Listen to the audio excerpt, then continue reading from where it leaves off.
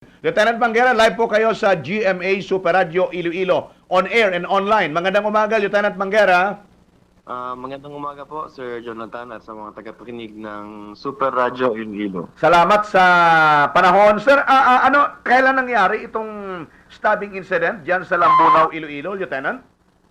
Bali, ang stabbing incident na po ito, it's reported po sa atin at about 2:05 a.m. ng February 11 ng 2026. Kahapon po ng madaling araw. Okay, saan po nangyari ito, Lieutenant? Sa barangay na 80 Pequeño ng Bunaw, Iloilo. Okay.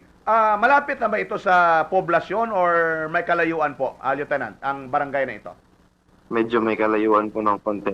Oo. Sir, ano po nangyari kaysa sa information na natanggap namin dito sa GMA Super Radio Iloilo, driver tsaka konduktor ng modernized jeep, na-confirm ba ito sa ating pag-imbestiga, Lieutenant?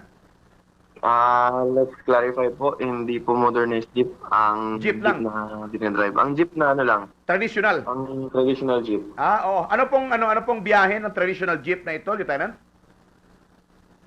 Ay, hindi po. It's okay, it's okay. Pero sir, driver tsaka konduktor yung nag-away, Yes po. Lieutenant? Yes po, opo. Oo. Sir, ano pong nangyari? Can you give us a little bit of the background of this, Lieutenant?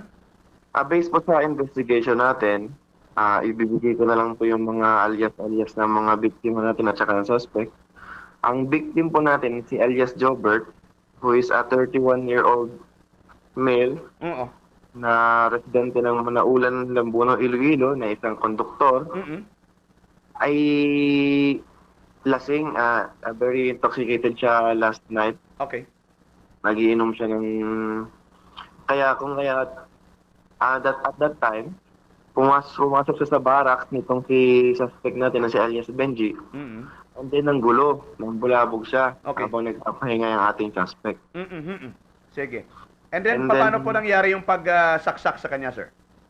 And then nag-start syempre, as a person na nagpapahinga, init ang ulo mo, Oo. at isang tao naman na lasing, iinit na ng ulo mo. Alright. So this started a heated conversation. At since this was a barrack po ni alias, ng suspect na si alias Benji, nasa kanya po yung, mayroon po siyang knowledge kung nasaan yung mga pwede niyang gamitin ng mga kutsilyo, mga Oo. patalim. Kaya yun po yung nangyari, na humantong na po sa pananaksak yung kanilang heated conversation lang sana. Nag-away pa sila, sir. May physical fighting pa sa panig ng dalawang taong ito, Lieutenant? Wala na po. Wala na. Talagang nag-ano lang sila, may Nagtatanong verbal na. confrontation at saka sinaksak na kaagad ng suspect. Opo. Oo. Yes. Ilang saksak po at saan pong tama ng victim, Lieutenant? Isang saksak lang po dito po sa left chest niya. Tinamaan ng ating suspect. Okay. After that, sir, ano nangyari? Tumakas ba yung suspect o hindi naman? Hindi na po. When it was reported, actually, nangyari po yung insidente sa atin, ng insidente ng 1:30 a.m. At nakarespond, at tinawagan po yung ating kapulisan ng 2:05 a.m. pa. Okay. Kaya pero pag-responde po namin, nandun pa rin po yung suspect natin, hindi naman po siya nag-try na tumakbo. Voluntarily, nag-surrender na rin po siya sa amin. Okay. Sir, barracks ito. Bakit po may barracks sila considering na modernized, traditional jeep ang dinadala nila? Malapit ba yan sa bahay na may-ari or nasa bahay ba yan na may-ari, Lieutenant?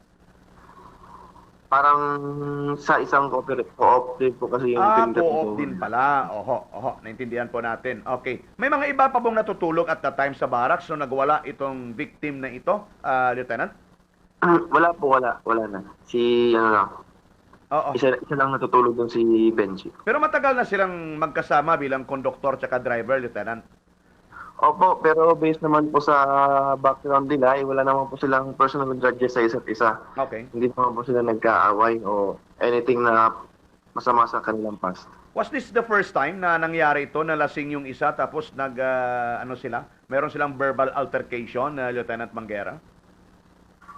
Sa kanilang dalawa siguro, first time po. I see, oo. So nung sinaksak niya, hindi rin siya umalis, hindi niya rin dinala sa ospital yung biktima, sir? Actually, hindi na siguro po na out of shock na rin po siguro. Oo. Kaya hindi na rin po siya nakagalaw, hindi na rin po niya alam yung gagawin niya. Okay. Pero at least hindi naman po siya na-resist for the arrest at Oo. sumukot po sa atin ng peaceful.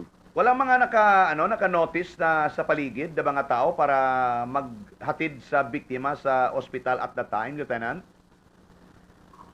Siguro sir, hindi ko po masasabi yun kasi Okay. mga Oo. 30 minutes po yung gap kasi ng Oo. pagtawag nila sa amin eh. Sir, Pero- na-recover ba yung ginamit na na panaksak or patalim, Lieutenant? Yes po, na-recover po natin. Oo, sige. Sir, anong status ngayon ng kaso? Anong plano ng pamilya ng biktima, Lieutenant? Bali, based po sa pamilya ng biktima at saka ang may-ari ng kanilang mga angkop na pinagtatrabuhan nila, ay magtutulungan po sila na mag-file ng kaso ng homicide po laban kay alias Benji. Oo. Walang possibility of settlement dito, Lieutenant? Actually, mag-uusap-usap na rin po sana sila, pero we discourage that. Pero kasi kailangan po naman natin bigyan ng hustisya yung pagkamatay ng tao. Dapat lang po. Oo. Sa ngayon po nasa detention cell natin yung suspect, Lieutenant? Yes po, bali nasa detention cell po ng Lambuna Municipal Police Station si alias Benji po. Oo. At saka anong status ng pag-file ng kaso, sir? This will be via inquest proceeding po. Possibly by today na makafile na po natin yung kaso. Sige, we are very thankful with this information coming from Lambuno PNP. Lieutenant Gabriel Manguera, ang COP ng Lambuno Municipal Police Station. Lieutenant, maraming salamat ha. Magandang umaga sa inyo. Yes, Sir Jonathan. Maraming salamat din at magandang umaga po. Okay,